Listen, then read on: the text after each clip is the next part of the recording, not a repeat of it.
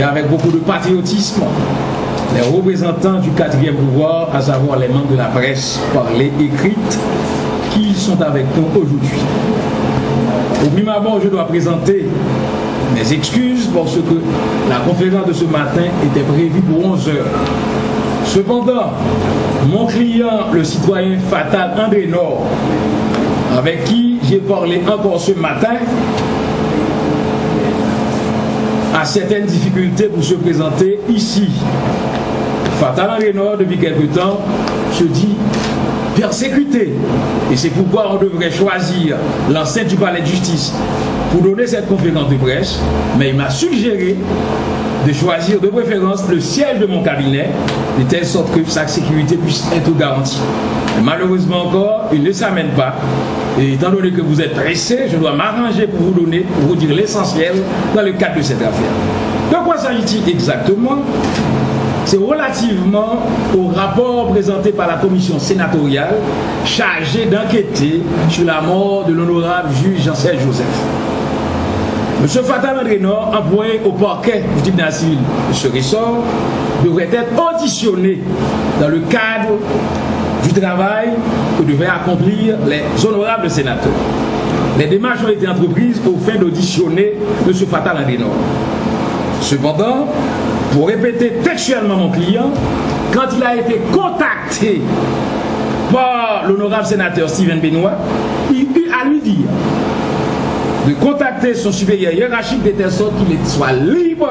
pour donner son impression, pour donner directement sa collaboration avec cette commission. Mais malheureusement, cette initiative n'a pas été satisfaite, les premières démarches n'ont pas été satisfaites, et que le sénateur Steven Benoît aurait laissé entre les mains d'une tierce une carte de visite pour Fatal André Nord, et Fatal André Nord n'a jamais eu l'occasion de croiser les regards du sénateur Steven Benoît pour lui parler relativement à la question de la mort du juge Jean-Serge Joseph. Ceci étant dit, il va s'en dire peut-être par négligence, par inadvertance, on aurait fait parler Fatal André Nord dans ce rapport d'une importance capitale pour la commission chargée d'enquêter pour le Sénat, à tel enseigne que, expressis verbis, il est dit à la page 11 de ce rapport que la commission aurait auditionné Fatal André Nord et que Fatal André Nord aurait déposé dans un sens ou dans un autre sens, ce qui risque de porter préjudice à M. Fatal André Nord, un citoyen, au motif que Fatal n'a jamais été auditionné, n'a jamais été entendu et il n'a jamais donné, il n'a jamais pipé mot à personne dans le cadre de cette affaire. Quand Fatal André Nord, après avoir suivi l'émission Ramassée, une émission très brisée, diffusée sur les ondes de Radio Caraïbe, samedi et reprise dimanche, au lendemain, avant le 13 août, du parquet étant, il m'a consulté, il m'a proposé qu'il comptait aller à la Radio Caraïbe pour faire une déclaration demandant aux responsables de la radio de retourner directement la bande de telle sorte qu'on puisse enlever cette partie dans laquelle il est mentionné noir sur blanc que la commission aurait rencontré Fatal André Nord et que Fatal André Nord aurait parlé en tel ou tel sens bien déterminé. En tant qu'avocat dès lors, il y a pas mal de substituts commissaires qui étaient là et je fis dire à mon client, c'est pas la peine puisque en droit tout est positif, tout se fait par écrit, il serait plus sage à ce qu'on notifie à la commission sénatoriale une sommation par laquelle nous ferions injonction à ces gens tout en leur demandant est-ce qu'ils entendent maintenir, confirmer ou infirmer cette partie du rapport, laquelle partie qui a porté naturellement préjudice au cher Fatal André Nord et cette sommation a été régulièrement notifiée ministère de l'Huissier Eugène Jonsi du tribunal de première instance de Port-au-Prince à la Radio Caraïbe à pair document. Et à ce que je sache,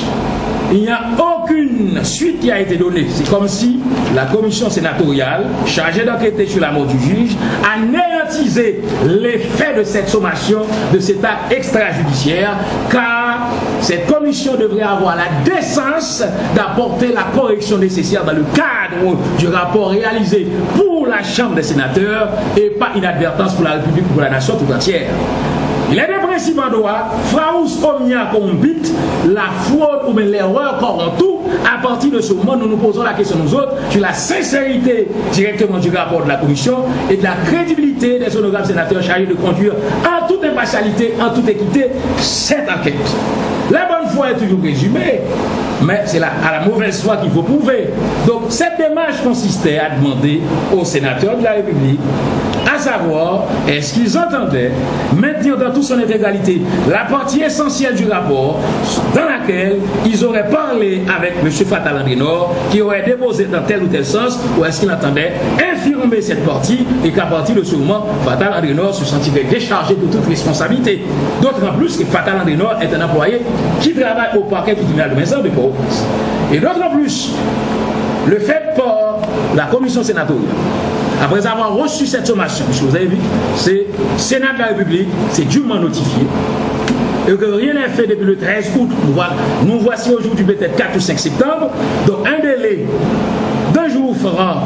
a été accordé aux sénateurs de la République de rectifier directement la partie essentielle du rapport dans laquelle le nom Fatal Henry Nord figure, et rien n'est fait, et qu'à partir de ce moment, Fatal Henry Nord est sorti de son silence. Il croit pouvoir, en tant que tout citoyen, bénéficier des lois protectrices de la nation. Il croit en droit de se plaindre pour devant qui des droits. À telle enseigne que Fatal Henry Nord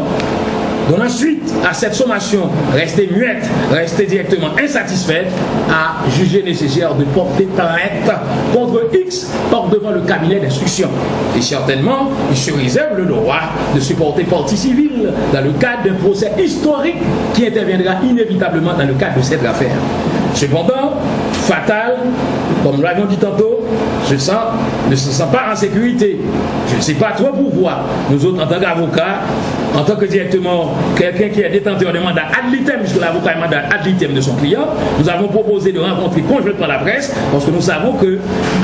grâce à l'autoroute de l'information, puisque ce rapport a fait la une de l'actualité, ce rapport a une portée internationale, et que tout le monde saura effectivement que cette partie du rapport, il ne fallait pas y apporter foi, parce qu'à aucun moment de la durée, aucun sénateur membre, aucun juge commissaire chargé d'enquêter pour le Sénat de la République n'a jamais rencontré Fatal Henry Nord à aucun point, à aucun endroit directement de la République, et Fatal Henry Nord n'a jamais avancé un mot dans le cadre de cette affaire, parce qu'il n'a pas été autorisé de par ses supérieurs hiérarchiques à parler ou bien à être entendu par la commission, et que les démarches préalables essentielles n'ont pas été satisfaites pour que directement la commission ait l'opportunité ou l'occasion d'auditionner ou d'entendre Fatal Henry Nord dans le cadre de la mission vraiment essentielle qui leur a été dévolue. Donc par contre, ça qui est important pour nous matin,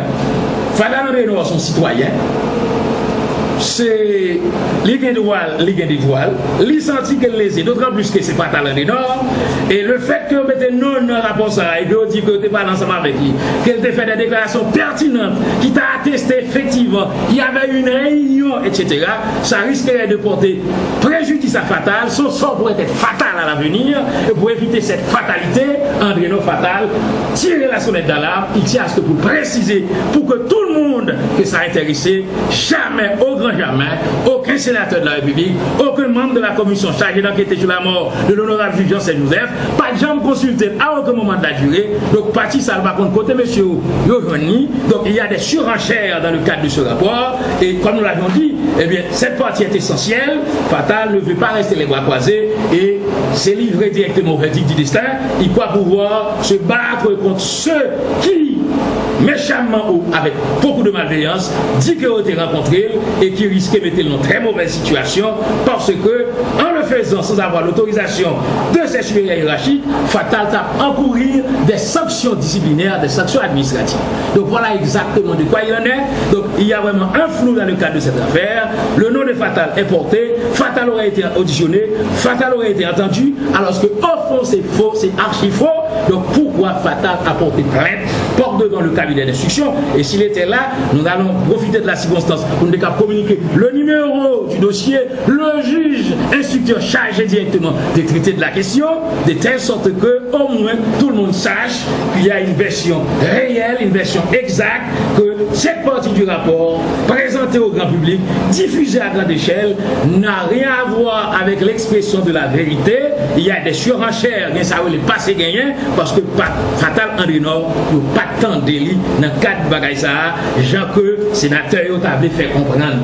Donc Donc, il serait intéressant à ce que les représentants de la presse sont avec nous, puisque c'est une sommation qui a été notifiée régulièrement, tant au Sénat de la République qu'à la radio RTVC, la station RTVC. Donc on a des copies en nombre suffisant, de telle sorte que si les journalistes veulent scruter, veulent analyser ce qui a été dit dans la sommation, et bien à partir de ce moment, ils pourront apprécier la quintessence, l'essence même, parce que nous avons du respect pour les institutions républicaines, notamment le Sénat. C'est pourquoi nous nous étions adressés avec les sénateurs avec autant de modération, mais malheureusement, en tant que législateurs, ils croient pouvoir se hisser au-dessus des lois républicaines. Ils ne voulaient pas directement nous répondre, et devant leur silence avéré, nous sommes bien obligés de sortir de notre silence nous autres pour faire directement triompher notre droit, parce que auquel cas cela risque de causer des préjudices. Et je crois que une fois pour toutes dans ce pays, il faut en d'autres termes qu'on ait un minimum directement de sérieux, un rapport de cette envergure à portée internationale, un rapport directement qui doit déterminer effectivement non, oui ou non, etc., les circonstances dans lesquelles juge Joseph, un camarade d'ailleurs pour lequel nous avons beaucoup d'admiration et que nous saluons la mémoire. Et laissez-moi vous faire cette anecdote. Le juge Joseph, à sa sortie du Canada, il était constamment au palais de justice. Il me voyait toujours à l'œuvre et il a voulu à tout prix se faire membre de notre cabinet d'avocats d'ici, il y a peut-être 10 ou 15 ans de cela, mais malheureusement, 3 mois ou 4 mois par la suite, elle a été nommée comme substitut commissaire du gouvernement, et cela n'empêchait à ce qu'il existait entre nous une très bonne relation. Donc on n'a aucun intérêt directement à ne pas pouvoir collaborer à ce que justice soit rendue au magistrat Saint-Joseph, à sa famille, mais cependant, prendre le nom de Fatal Andenor, mon client, pour faire comprendre que Fatal Andenor, il ne te met pas ses gagnants, c'est faux, c'est archi faux, et l'histoire dira effectivement que Fatal a raison de choisir la voie de la presse pour dénoncer directement cette perversion, pour dénoncer cette partie directement qui s'apparente à des surenchères, et à partir de ce moment, on saura effectivement au moins la prochaine occasion, quand une commission d'une institution quelconque serait chargé de mener une enquête, et bien on prendrait la précaution à ce que l'enquête soit conduite en toute impartialité, et on évite bien sûr les surenchères qui risquent d'affecter en substance l'œuvre à laquelle tout le monde devrait inspirer confiance. Voilà, mesdames et messieurs, l'objectif de notre rencontre, c'est de porter un démenti formel quant à la partie du rapport faisant croire que Fatal Andenor aurait déposé par devant cette commission, et jusqu'à aucun moment de la durée, Fatal Andenor n'a jamais été entendu auditionné, et il s'exprime en faux pour cette partie du rapport. Et étant donné que le faux, ça y est, un faux, bien sûr caractérisé, le juge d'instruction chargé d'instruire l'affaire fera un prival, et à partir de ce moment, eh bien, l'ordonnance à sortir permettra à M. Fatal directement de savoir quelle voie à prendre, quelle direction directement suivre. Comme nous l'avons dit en cette matière, il pourra se réserver le droit de supporter partie civile dans tout procès historique à intervenir dans le cadre de ce faux caractérisé et se rapportant à ce rapport préparé par la commission sénatoriale dans le cadre des faits qui ont défrayé la chronique.